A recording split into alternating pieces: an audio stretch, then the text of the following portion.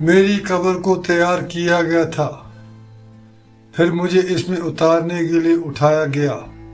مجھے قبرستان میں قبروں کی ساری روحیں نظر آ رہی تھی جو مجھے عجیب نظروں سے دیکھنے لگی تھی۔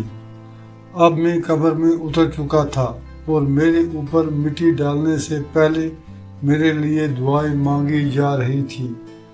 میں انہیں خاموشی سے سن رہا تھا۔ اتنے میں چوتھا فرشتہ میرے پاس آیا اور کہنے لگا، اے ابن آدم، کل تو زمین کے اوپر تھا اور آج تو زمین کے اندر ہے۔ کل جب تو زمین کے اوپر تھا تب تو ہر چیز میں آزاد تھا، چاہے گناہ کرتا یا ثواب۔ زمین پر تمہیں آزاد چھوڑا گیا تھا، لیکن اب تو زمین کے اندر ہے اور یہاں تیری کوئی مرضی نہیں چلنے والی۔ یہاں صرف تیرے اعمالوں کو دیکھ کر مرضی چلے گی۔ اگر اچھے ہوں گے تو تم یہاں بھی آزاد اپنی مرضی کی زندگی گزارو گے، اور اگر اچھے اعمال نہیں ہوں گے تو پھر ہماری مرضی چلے گی۔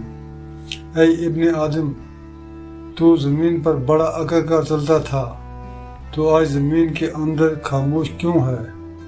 تمہیں معلوم بھی تھا کہ ایک دن یہاں آنا ہے، تو پھر اکڑ کس بات کی تھی؟ کیوں خدا کو بھول کر خود ہی فیصلے کرنے والا بن گیا تھا؟ زمین کے اوپر لوگوں کے لیے زمین کیوں تنگ کر دی تھی؟ کیوں مظلوموں پر ظلم ڈھاتے تھے؟ وہاں سب سے محبت سے کیوں نہیں رہے؟